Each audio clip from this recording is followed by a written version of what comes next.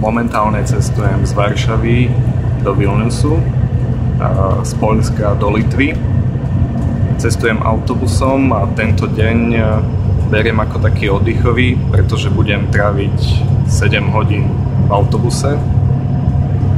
Momentálne som už v Litve, som veľmi blízko Vilniusu a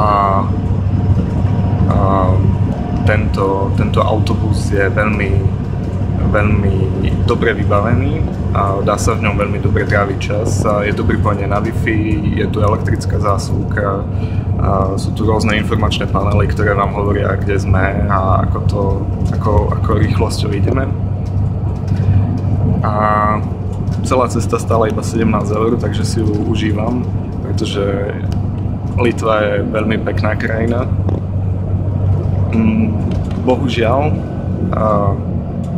nie je možné cestovať medzi Poľskom a Litvou železnicou, pretože ten malý kus zeme, ktorý spája tieto dva štáty, bohužiaľ cez tento priestor nevedie žiadna železnica.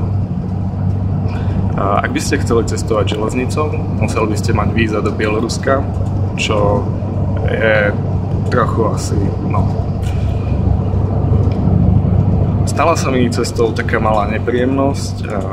Keď som nastupoval do autobusu, zabudol som si svoj klobúk, takže môj klobúk začal teraz žiť nový život vo Varšave. Keď ho stretnete, pozdravujte ho, že mi chýba. A keby bola možnosť, tak nech sa vráti. A ešte jedna malá vec.